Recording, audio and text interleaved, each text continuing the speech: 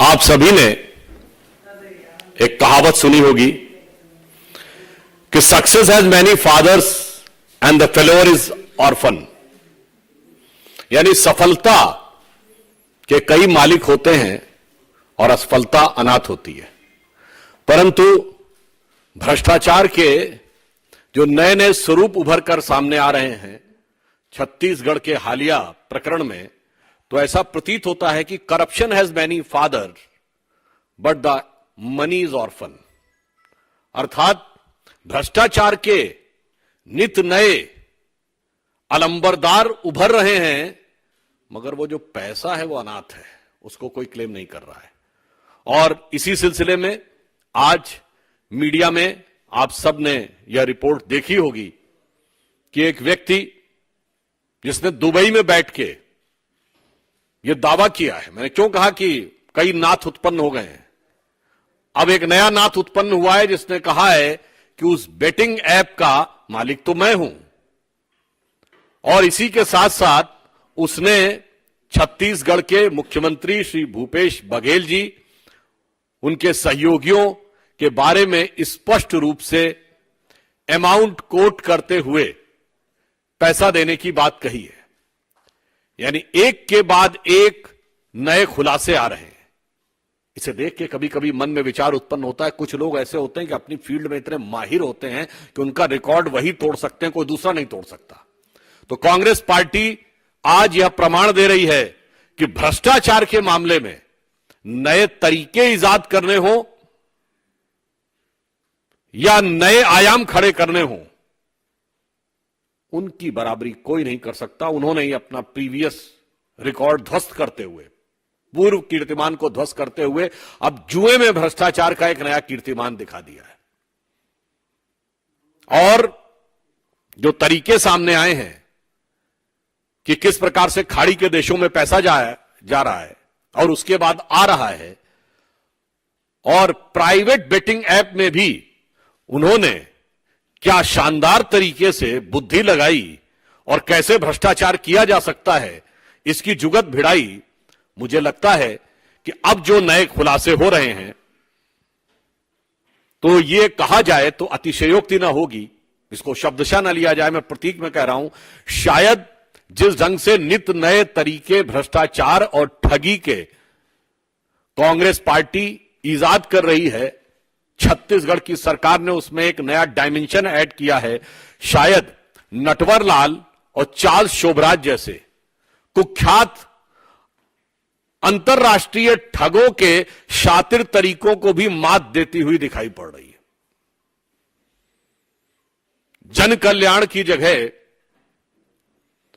जुए पे सारा ध्यान दिया और 7 समंदर पार उस जुए का सामान पहुंचा दिया। जिस ढंग की बातें एक व्यक्ति शुभम सोनी ने मीडिया में बोली हैं, मुझे लगता है, मैंने क्यों कहा कि ऐसे ऐसे नए डायमेंशन। छत्तीसगढ़ की सरकार, हम लोग बचपन से सुनते आ रहे हैं कि एक सरकार थी जिसने चारा में घोटाला किया था, इन्होंने गोबर में घोटाला किया। अब आप सोचिए, गाय के गोबर में घोटाले से लेके इंटरनेट के आधुनिक बेटिंग ऐप तक इतना विविधतापूर्ण भ्रष्टाचार आपको भारत की राजनीति में देखने को नहीं मिलेगा। We will not be able to witness such a diversified level of corruption with the Chhattisgarh government had said. और छत्तीसगढ़ के गांवों से लेके खाड़ी के देशों तक इतना बड़ा ज्योग्राफिकल स्पैन एक छोटे से राज्य में भ्रष्टाचार का आपको देखने को नहीं मिलेगा। इसलिए छत्तीसगढ़ की जनता बहुत साफ साफ यह बात समझ रही है कि सरकारी जुआरियों को अब दूसरी पारी नहीं मिलनी चाहिए। और महत्वपूर्ण बात यह है कि पैसा विदेश कैसे गया और विदेश से कैसे आया, जांच एजेंसियां जांच कर रही हैं। पर ज्यादा गंभीर बात यह है कि पहले तो भ्रष्टाचार को उस निचले स्तर तक लाना कि जुए का पैसा प्रयोग करना, और उसके बाद खाड़ी के देशों में पैसा जाना और खाड़ी के देशों से पैसा आना। मुझे लगता है कि अब भूपेश बघेल जी और राहुल गांधी जी दोनों के पास अब कोई चारा नहीं है। उन्हें साफ साफ सफाई देनी होगी कि यह पैसा कहां से आया। यह सवाल हम नैतिक और राजनीतिक आधार पर पूछ रहे हैं। I am asking this question on the moral and political ground. As far as the legal ground, the agencies will do their own work. कानूनी दृष्टि से एजेंसियां काम करेंगी, परंतु आज उनके ऊपर यह बाध्यता है कि वो नैतिक और राजनीतिक उत्तर दें। It is incumbent on their part two reply on the political and the moral aspect of this. बल्कि मैं ये कह सकता हूं कि राहुल गांधी जी की जो मोहब्बत की दुकान है, इसमें ये इंपोर्टेड भ्रष्टाचार का सामान है, और वो भी ड्यूटी फ्री। तो मुझे लगता है कि कांग्रेस पार्टी को इस बात का साफ जवाब देना चाहिए कि उनके इस भ्रष्टाचार का खाड़ी के देशों से क्या कनेक्शन है।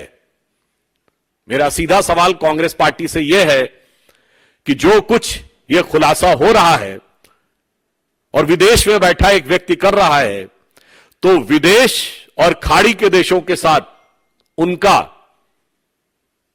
इस पैसे के लेन देन से क्या लेना देना है, यह उन्हें साफ साफ स्पष्ट करना चाहिए। देखिए, यह सॉफ्ट हिंदुत्व नहीं है, छद्म हिंदुत्व है। This is not soft Hindutva, it is the pseudo Hindutva. Because every time whenever election takes place आपको ये दिखते हैं। और दूसरी तरफ जस्ट टू थिंग्स, इन्हीं के दक्षिण भारत के सबसे बड़े एलआई कॉन्फ्रेंस करते हैं, बयान नहीं देते हैं, कॉन्फ्रेंस करते हैं इरेडिकेशन ऑफ सनातन धर्म, यानी सनातन धर्म का समूल नाश। और विदेश में बैठ के राहुल गांधी जी का बयान याद है, Muslim League is absolutely secular, I am having no problem about it. उनसे पूछिए Muslim League is secular and what is your views on BJP. तो ये जो दोहरा तरीका है। राम मंदिर को लेकर उनकी पार्टी मध्य प्रदेश में चुनाव आयोग जाती है, और अगर आप सोचें कि उसके बाद आप केदारनाथ में जाकर देश की जनता को भरमा लेंगे, तो इस देश की जनता ने पंचतंत्र की कहानियों में भगत और बगुला भगत दोनों की कहानी पढ़ी है, और उसमें अंतर करने की वो क्षमता रखती है। देखिए, केंद्र सरकार इसमें, देखिए जांच एजेंसियों का काम है, यद्यपि बहुत टेक्निकली तो वही बता सकते हैं। विगत करीब करीब 1 वर्ष से यह कार्य चल रहा है, 2022 से। और अब जो जो तथ्य प्रकाश में आते जा रहे हैं, वो कैसे प्रकाश में आ रहे हैं? मेरे विचार से एजेंसीज की सक्रियता होगी, और जहां जहां तक वो पहुंच रहे होंगे उसी के आधार के ऊपर यह तथ्य प्रकाश में आ रहे हैं, और उसके अनुसार जो विधि सम्मत कार्रवाई होगी वह एजेंसियां करेंगी। परंतु मैं पुनः कह रहा हूं, यहां विषय विधिक नहीं है, यहां विषय नैतिक और राजनैतिक है। Here the question is not constitutional और legal, the question is moral and political. Congress party इस आधार पर अपने नैतिक और राजनीतिक उत्तरदायित्व से बच नहीं सकती। नए रिपब्लिकन मीडिया ने भी इस विषय में और कई विषयों के ऊपर कई अच्छे और प्रभावी खुलासे किए, बट कांग्रेस पार्टी की तो ये टेंडेंसी है, ये आज की बात थोड़ी है, हमेशा से। मैं उस पुराने विस्तार में नहीं जाना चाहता। सवाल इस बात का है कि उन्हें मीडिया को जवाब देना चाहिए। मैदान छोड़कर भागने से, जवाब देकर बचने से, कि शुतुरमुर्गी तरीके से आप हकीकत से बच नहीं सकते। बहुत अच्छा प्रश्न आपने किया है। अब मैं इसका उत्तर संक्षेप में केवल 3 बिंदुओं में दे देता हूं। कांग्रेस का यह आरोप है कि चुनाव के कारण यह हो रहा है। हम 2023 में बैठे हैं।